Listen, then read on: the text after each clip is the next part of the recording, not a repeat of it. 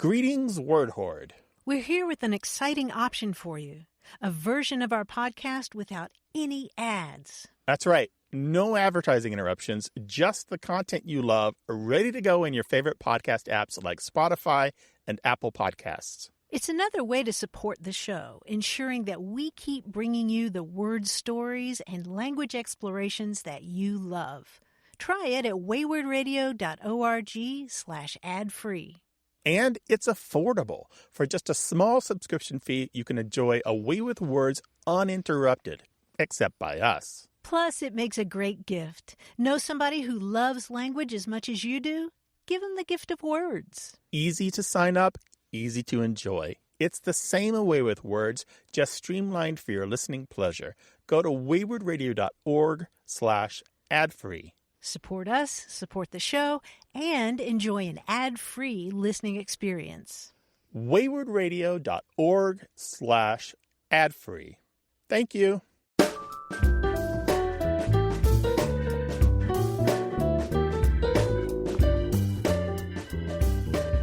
Welcome to another podcast edition of A Way with Words. I'm Grant Barrett. My lovely co-host Martha Barnett is out there doing her darndest to affect the use of affect and effect. She has great affection for fixing the defect, but I'm not sure she's affecting much effect. Today, some listener mail. Sarah from Wisconsin writes to ask about Nosy Parker. That's someone who has an eye on other people's business, the kind of person who goes through your medicine chest. Though I guess modern Nosy Parkers sneak looks at your email. Well, Sarah, I found Nosy Parker stuffed deep in the Origin Ankh files. That's origin unknown. I'll spare you the false trails and tell you that the best we can come up with is that more than 100 years ago, the common English surname Parker was added to Nosy to create a kind of Joe Blow, a generic snooper, if you will. The other theories lack evidence, and this one is the simplest, so I'm going to go with it. For what it's worth, I found an 1890 use of Nosy Parker in the British Belgravia magazine, which is earlier than the date given by every other word origin authority. So, hurrah for primary research, but boo for getting the origin straightened out. Robert in Ohio wants to know if falsehood comes from the hood on a doctoral gown.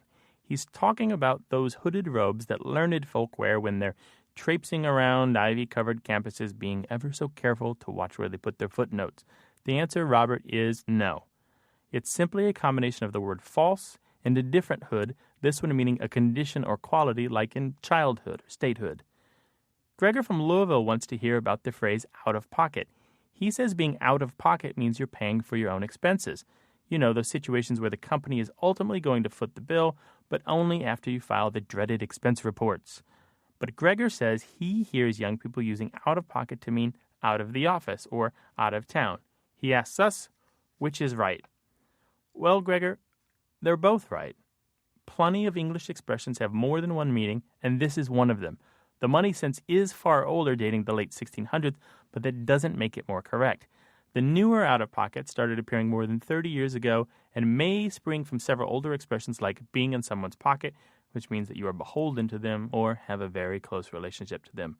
And finally, Laura in Bloomington, Indiana asks what we know about butternut as a British expression of frustration or a mild oath, as in, "Oh, butternut, I broke the internet. Now how will I see the kitty of the day?"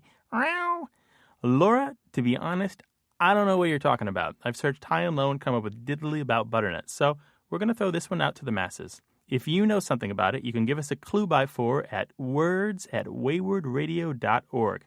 By the way, you can find the kitty of the day at dailykitten.com. That's all for this podcast edition of A Way with Words. You can join our discussion forums at our brand new website at waywardradio.org. You can always send us email at words@waywardradio.org or call us 24 hours a day at 877-929-9673. For A Way with Words, I'm Grant Barrett.